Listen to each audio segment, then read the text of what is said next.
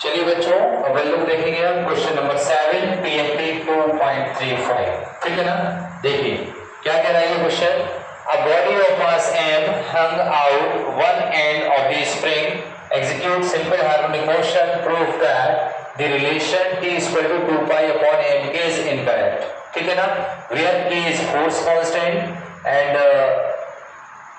constant of the spring also drive the correct relation। ठीक है ना, नो प्रॉब्लम। ये भी आसान क्वेश्चन है। देखिए कैसे करेंगे। क्या क्या है, सबसे पहले तो ये प्रूव करना है कि ये इनकरेक्ट है। चलिए ले लीजिए t equal to 2 pi m upon k। ठीक है ना। यहाँ पर देखिए 2 पाई, इसका तो कोई डायमेंशन फॉर्मूला होगा नहीं। ये t है यानी कि टाइम, ये मास है यानी कि m, और k क्या है यहाँ पर, फोर्स कांस्टेंट। तो k का डायमेंशन फॉर्मूला कैसे निकालेंगे देख लीजिएगा। अगर आप लोग भूल गए हो तो फिर से देखिएगा कि k जो फोर्स कांस्टेंट दिया है उसका डायमेंशन फॉर्मूला ऐसे निकालते हैं आप लोग। k equal to f upon x, f का dimension formula m l t to the power minus 2 and ये x है, ये डिस्टेंस है यानी कि तो ये l हो जाएगा। ठीक है ना। इस l से ये l कैंसिल आउट हो जाएगा। k इक्वल टू क्या हो जाएगा यहाँ पर m t to the power minus 2। उठा करके वैल्यू यहाँ पुट कर देंगे इसकी m t to the power minus 2। ठीक है ना। इस m से ये m कैंसिल हो जाएगा। t इक्वल टू क्या आ गया यहाँ पर t स्क्वायर। ठीक है ना, जो कि गलत है। यही अपन लोगों को प्रूफ करना था कि t equal to 2 pi m upon k। यहाँ पे ये गलत है, अपन लोगों को यही यहाँ पर प्रूफ करना था। ठीक है ना, क्लियर है, कोई प्रॉब्लम इतने में नहीं ना। चलिए फिर आगे देखते हैं क्या करना है। देखिए क्या कहना है, t किसके ऊपर डिपेंड कर रहा था, t is directly proportional to the m and k। t equal to क्या हो जाएगा, अब सही रिलेशन फाइंड करना है ना तो उसको इसी तरीके से करेंगे, k m to the power a k to the power b। इसके सबके डायमेंशन फॉर्मूला लिख देंगे अपन लोग। यहाँ पर क्या हो जाएगा, ये m यानी कि mass power a m t to the power minus 2 power b।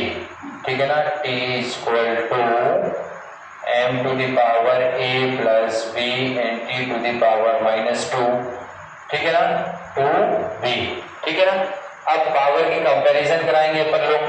ठीक है ना। तो a plus b equal to 0 और माइनस 2b, a की कंपैरिजन कराएंगे ना। 2b इक्वल टू क्या आ जाएगा 1, v इक्वल टू क्या हो जाएगा माइनस के 1/2। ठीक है ना। इसमें वैल्यू पुट कर देंगे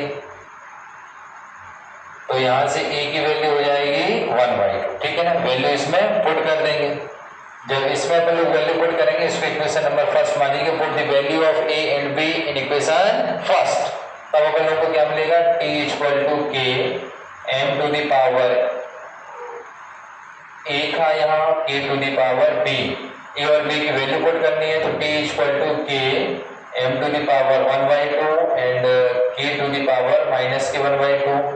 t equal to k m to the power 1/2 and upon k to the power ये 1/2। ठीक है ना। अच्छा, ये k में कंफ्यूज मत हो जाना आप लोग। ठीक है ना, ये कांस्टेंट वाला k है, ये कांस्टेंट वाला k, वरना आप लोग कंफ्यूज हो जाए ये दो k कैसे आ गए यहाँ पे। ठीक है ना, ये कांस्टेंट वाला k है और ये वाला k जो है वो फोर्स कांस्टेंट है। ठीक है ना। इसको अपन लोग ऐसे भी लिख सकते हैं, t equal to k under root m upon k। ठीक है ना, इसको अपन लोग ऐसे भी लिख सकते हैं, इसमें भी अपन लोगों को कोई प्रॉब्लम नहीं है। ठीक है ना। तो यही रिलेशन है, करेक्ट रिलेशन, जिसे अपन लोगों को प्रूफ करना था। आई होप ये वाला न्यूमेरिकल आप लोगों को अच्छे से समझ में आया होगा, कहीं कोई दिक्कत नहीं रही होगी। मेरी कोशिश यही है कि आप लोगों को हर एक न्यूमेरिकल बहुत बेहतर तरीके से आए। ठीक है ना, क्योंकि थ्योरी पर तो अधिकतर लोग बात कर लेते हैं लेकिन न्यूमेरिकल पर उतना बात नहीं करते हैं। इसलिए मेरा आप लोगों के लिए बहुत कोशिश यही है कि आप लोगों को अच्छे तरीके से न्यूमेरिकल समझें। ठीक है ना। आप लोगों को अगर न्यूमेरिकल अच्छे से समझ में आ रहे हैं, ये वाला न्यूमेरिकल अच्छे से समझ में आया है, तो इस चैनल को आप लोग लाइक करिए, सब्सक्राइब करिए एंड शेयर करिए। Thank you.